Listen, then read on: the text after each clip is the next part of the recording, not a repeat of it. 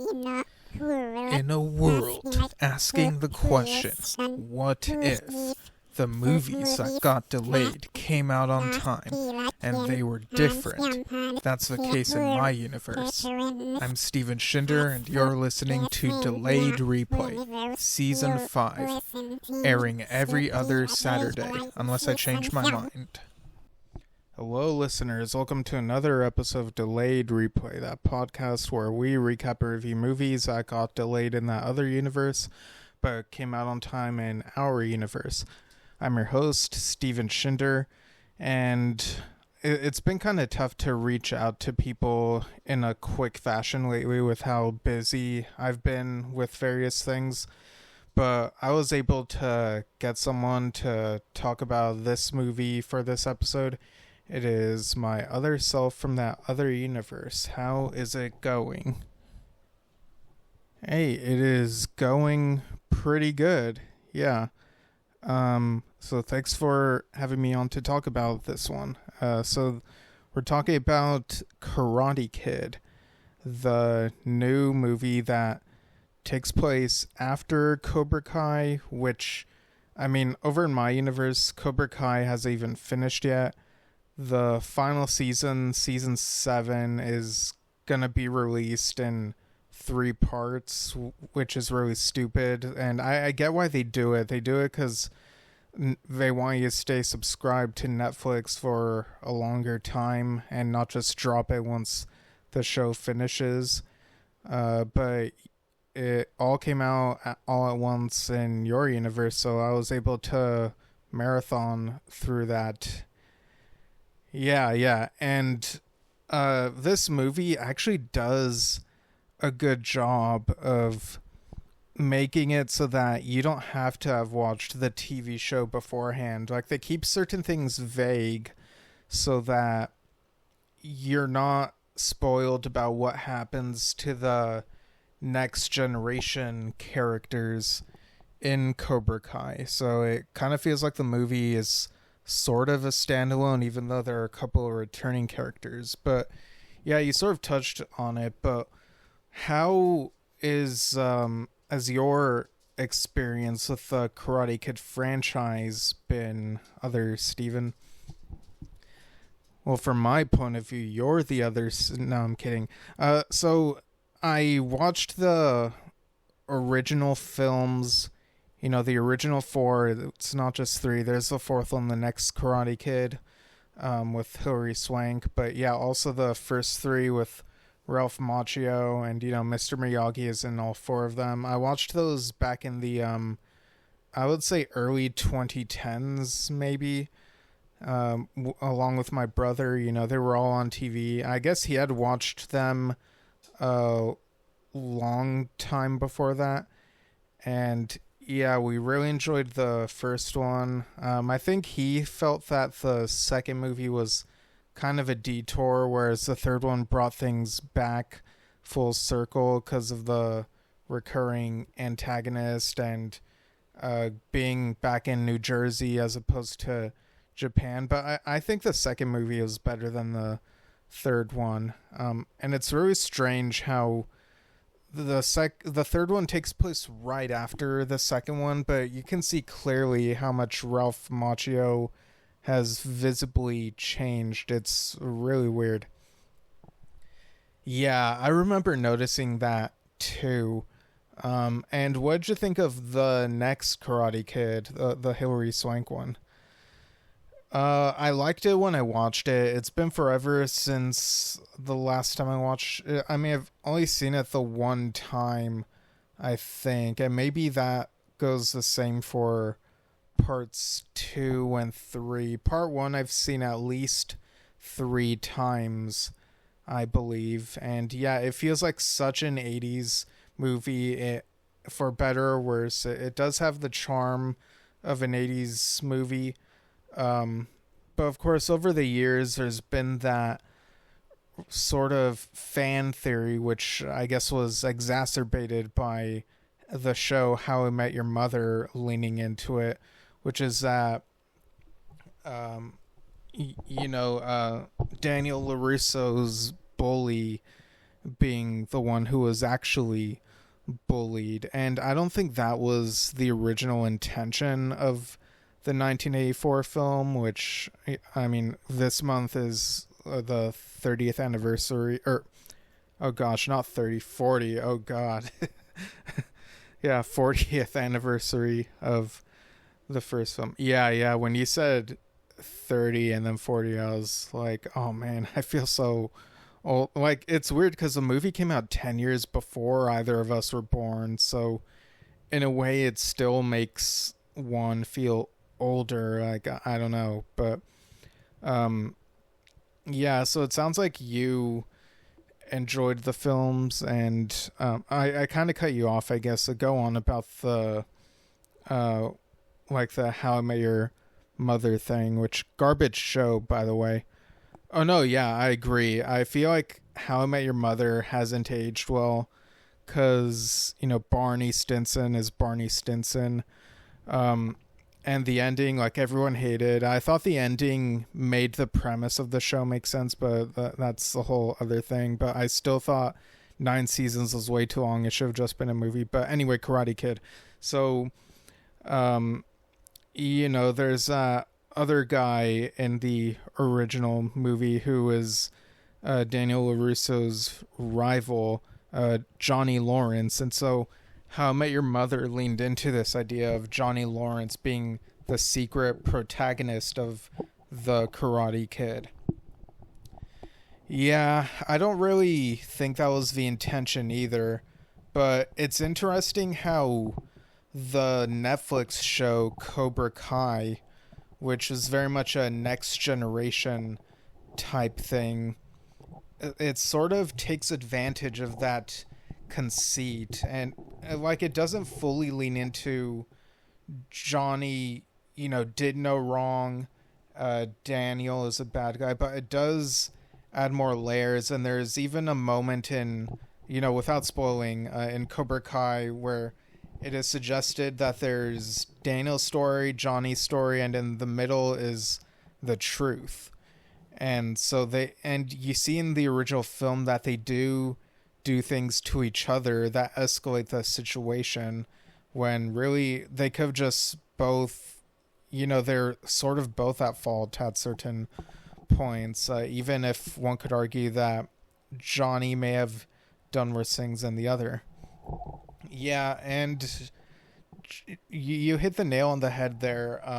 And Johnny, we see that his life hasn't been that great, and this is the beginning of Cobra Kai. And so he's trying to find purpose, and he has a son and is trying to figure out what he can do right. And of course, Daniel has his family, and Cobra Kai does such a great job balancing the new characters and the legacy characters. I feel like other franchises kind of fail at that balance. You know, I feel like this does a better job than the Star Wars sequels, better job than the Chucky TV show, first couple seasons at least, and well, definitely better than the first season. But yeah, it's like Cobra Kai just nailed the balance. It's surprisingly good, and it's nuanced. It does get repetitive at times, but you get invested in the characters, and it just, yeah, it's, I don't know, like, it's just so good.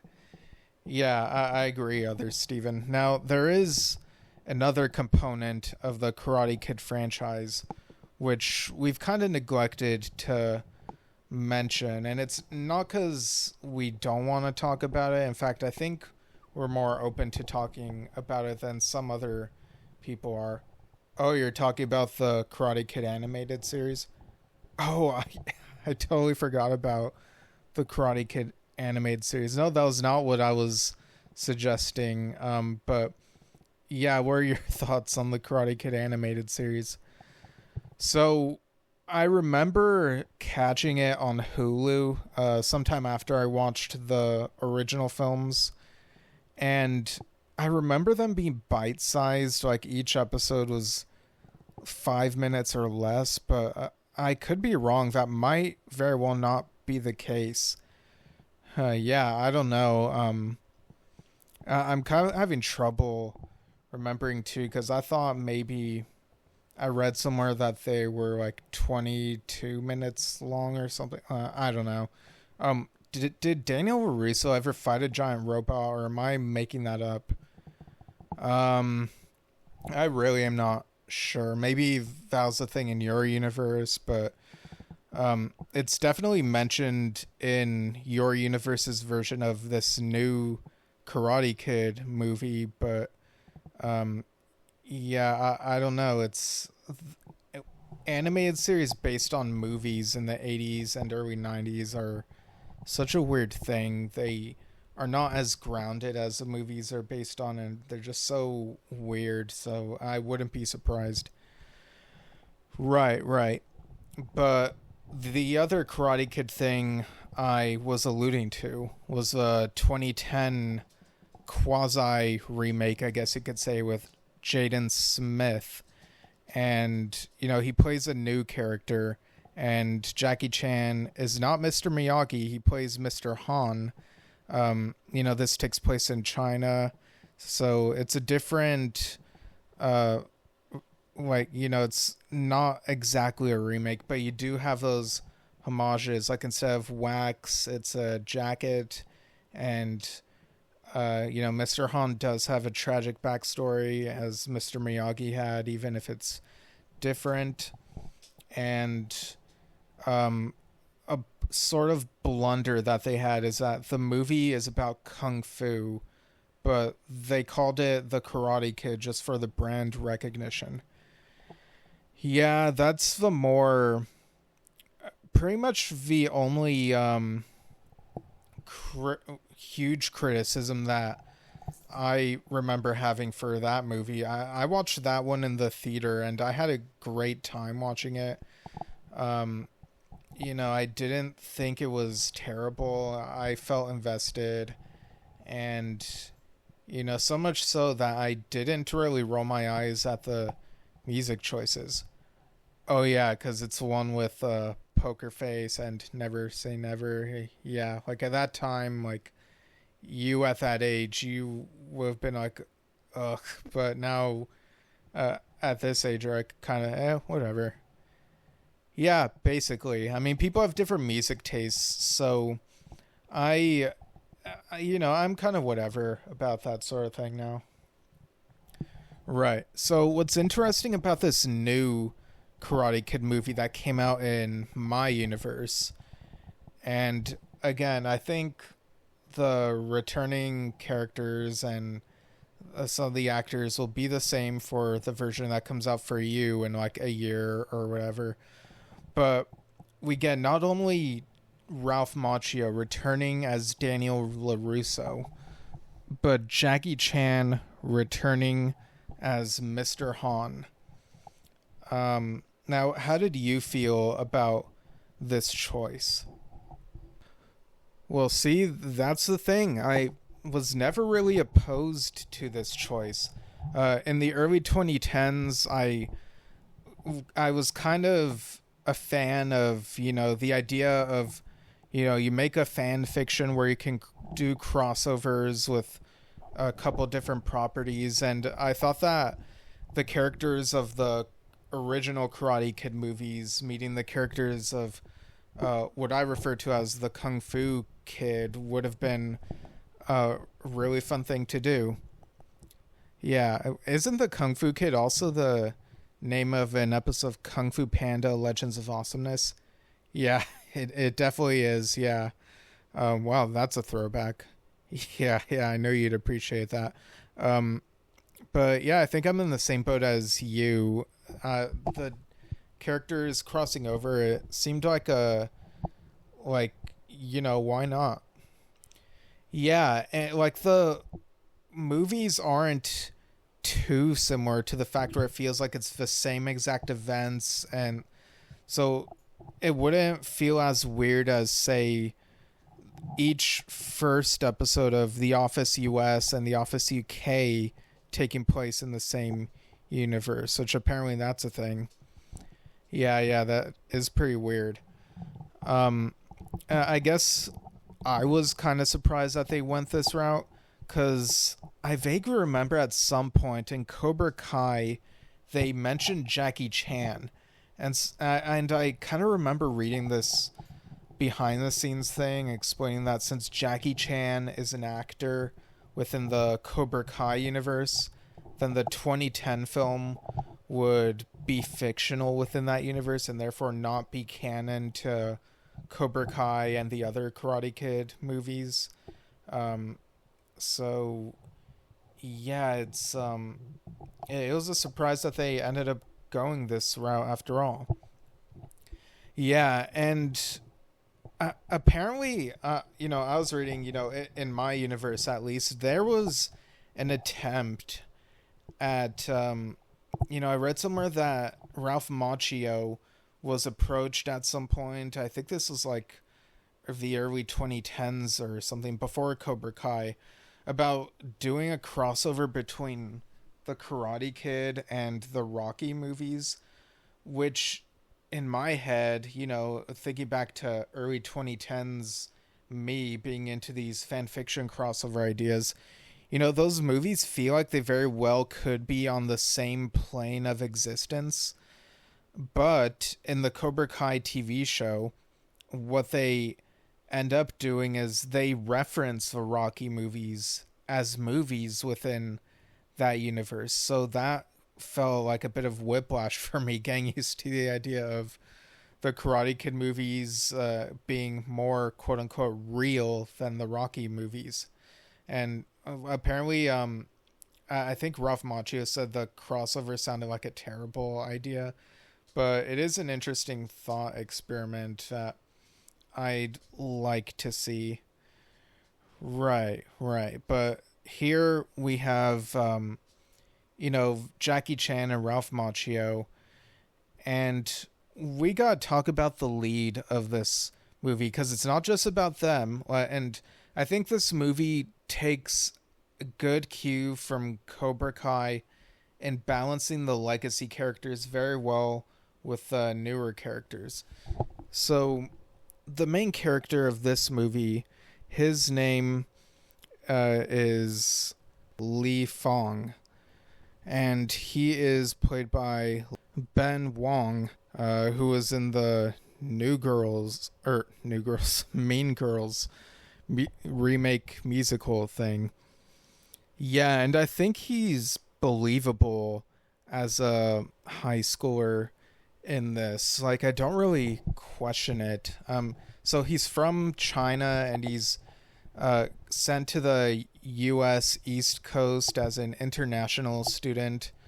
And, I'm not really on the pulse of what high schools are like these days, but whenever movies get into the high school of it all, if they lean too much into it, sometimes, I'm not that into it. Like, I feel like, the TV show Never Have I Ever is hilarious, does a great job with the high school stuff. Whereas something like Spider-Man Homecoming, some of the cringe high school humor didn't really do it for me in that movie. Yeah, I can totally see that. I think in this movie, they do a decent job because, bullying just for the sake of bullying is, actually, I take that back because I feel like they do kind of fall into the same tropes as the original Karate Kid. Because I was going to say bullying for the sake of bullying, just a big kid bullying littler kid is sort of the cliche, and I was going to say this doesn't fall into those cliches, but it does sort of do the same thing of, the bullying is out of jealousy and envy. No, yeah, totally. Like, there are multiple girls who want to ask him to the dance, and these other guys at the school feel threatened because, they're, talk about toxic masculinity, apparently it's still a thing, unfortunately. So they try to basically uh, tie him up somewhere so that he can to make it to the dance, and then he gets himself free. They try keeping him in like the janitorial supply closet at the school, but he's able to escape, and a fight ensues at the dance, and nobody comes out looking good at that dance. And you have his teacher, Miss Morgan, played by Shawnette Renee Wilson, who is very concerned for him, and she's like, you are so good academically, you shouldn't be picking fights like this. Yeah, she's definitely put in there to be the voice of reason in all this. And I think she does a decent job, pretty much what you'd expect from the teacher mentor character, but she's not the character who's the training teacher character. Right. Yeah, and is basically scoping out the bullies and seeing like where they learned their fight moves and stuff. Because to him, he's like, there's something familiar. Like, I've sort of glanced a bit of this back home. And so he follows them to this training place where this guy named Victor is teaching them martial arts. But here's the thing. He refers to it as karate, but what he's teaching them is kung fu. And so this causes quite a stir because, it feels very meta, like the franchise is criticizing itself for, making the Jaden Smith movie, which was all about kung fu, but branding it with karate. And, I'm not super well versed in the differences, but yeah, I thought this was an interesting direction to go. Yeah, and I don't think it's necessarily a bad direction. And, Victor feels like the stereotypical, macho, toxic guy. Like, he feels so like the worst of his generation type thing. Just very old school thinking. So it's very easy to root against him. And, it really makes you cringe, though. This franchise keeps, I know we praise the great things that they do with the next generation stuff, but it does kind of stick to the tropes that, are very cut out cartoony in a way. And, like, I don't know, is that effective here? Well, I'm gonna play devil's advocate, and say it's okay for the villain to be, cliche, cartoony bad, because sometimes if a character is bad, you don't really want to sympathize with them, and I feel like I'm fine with that in this franchise. It's done so much great in Cobra Kai. So I feel like it's kind of earned this spot where it's able to do this sort of thing. Yeah, I guess it's whatever. I feel like some of the stuff that happens after this is what saves the movie for me. When Ben is doing his research and he wants to learn both kung fu and karate, the best of both worlds. And so he reads up on... it looks like he's reading up on some of the events that happened in the Cobra Kai TV show, and he's like, this is too much to read about. I'm just going to call him. And he calls Daniel LaRusso, and, they talk on the phone about karate, and then he also emails Mr. Han, and, all of this was going to be done via Zoom, apparently, and he watches these TikTok videos where, what's Jaden Smith's character's name again? Dre Parker. Yeah, he has these TikTok videos where he has these kung fu tutorials. So Lee was relying on those for a while, and then he sought out Dre's mentor, Mr. Han. Yeah, and it's really surprising that they put Jaden Smith in there for that one cameo. Yeah, it's because Jaden Smith, like there's a lot that happened, but I think it's fine. I think it's kind of nice that for the character there's an update of what he's been up to. Yeah, and apparently there's lots of views on these videos, so I guess he's doing well for himself. But yeah, Lee thinks about just doing like Zoom calls, but he does a 3-person Zoom call where he has both Danny and Mr. Han on the call, and it does this annoying thing where it reminds me of the frustrations of technology and how people sometimes talk over each other by accident or they freeze, and they're trying to teach the moves, and it's not that easy to teach via Zoom, and they're kind of trying to teach at the same time, and Lee is like, oh, this isn't working, so they all just decide to fly over to where Lee is, or I guess for Danny, he like takes a train or car or something. But yeah, Mr. Han has to take a plane, and they teach the fundamentals of karate and kung fu. But they also have these warnings that you can't just want revenge. You have to like be all about defense. And then he's like, yeah, I know, I've seen Star Wars. Yeah, the young characters always got to reference movies, Well, I mean, yeah, it's realistic. I mean, how else do people talk other than with references? Yeah, that's true. That was something that was actually touched upon in a movie I watched recently called About Alex. Yeah. Oh, yeah, that's the one that's kind of like The Big Chill.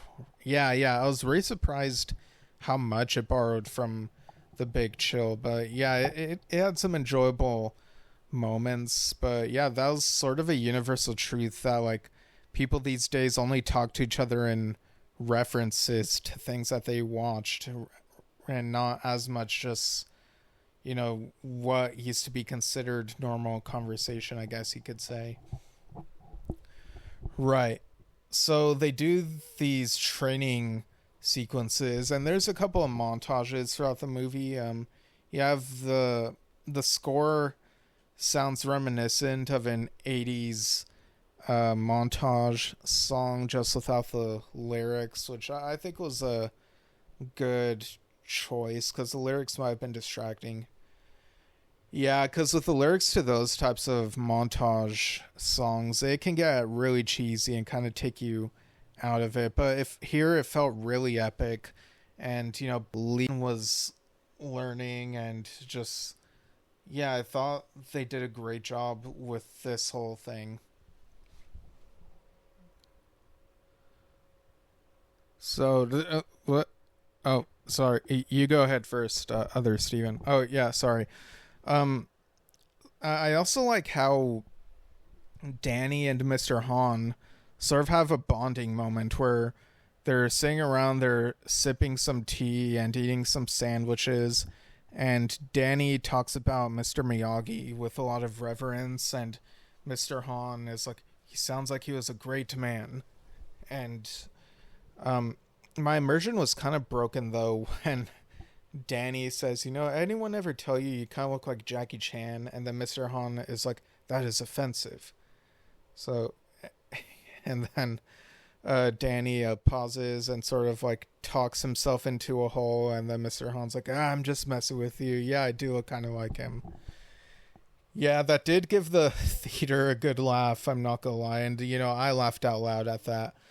But, yeah, I can see how it could kind of break the immersion of the whole thing. But, if, I don't know, if you're just having fun, so, like, why not? Yeah, I guess that's a whole thesis statement of the film, which is, why not? That's more of a thesis question than a statement. Yeah, yeah.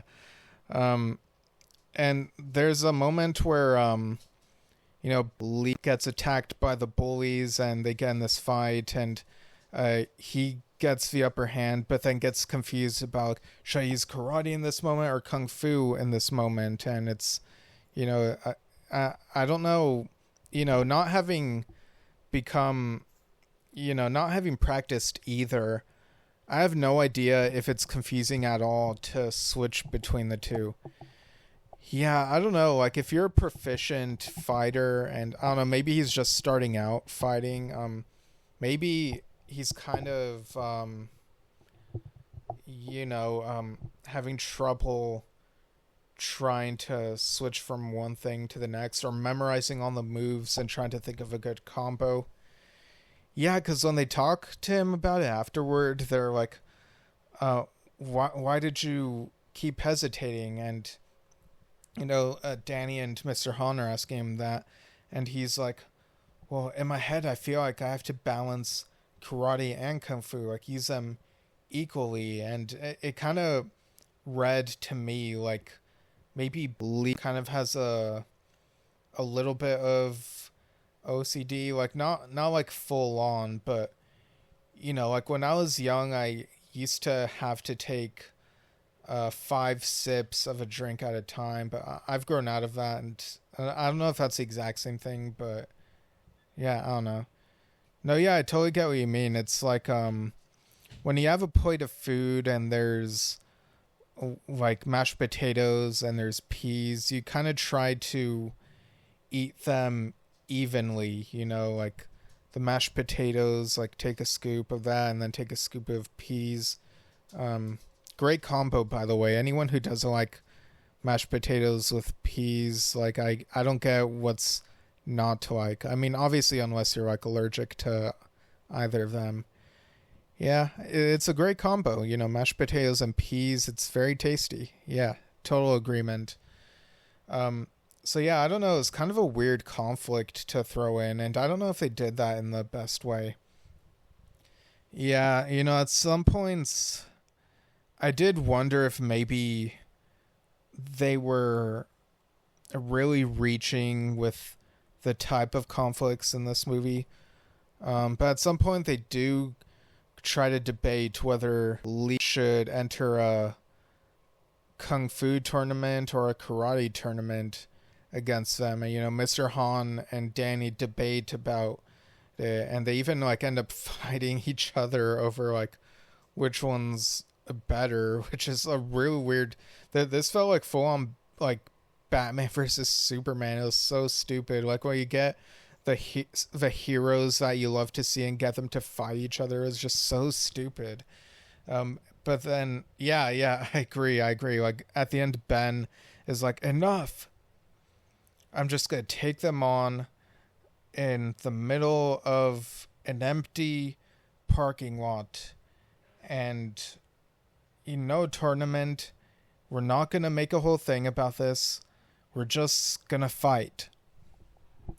And so he ends up confronting them. Yeah, he meets them in the this empty parking lot. I don't know how they made sure that it would be empty. Like, this is in broad daylight. Any car could just park. In fact, one actually does, and they stand awkwardly and just let the person get out of the car and go into the store or whatever.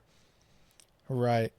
But, for all the silliness that we're kind of poking fun at in this movie, the fight choreography is really good. Oh no, yeah, it's totally believable. Like, there's no moment where it feels like anything is out of place. And so, yeah, I thought this was really well done. Yeah, and during this whole sequence, you can see how proud Mr. Han and Danny are of their new student as he's utilizing the best of both worlds and really coming into his own and becoming a master of both kung fu and karate. Yeah. I forgot to mention that earlier in the movie, they wonder if they should get more help to, tutor Lee on his fighting skills. And Danny calls Hilary Swank's character, what's her name again?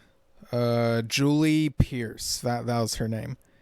Yeah, Julie. Like, he calls her and is like, need your help. What do you say? And she's like, no thanks. And she hangs up and is like, what is with all these boys wanting to get in all these fights still? Like, yeah.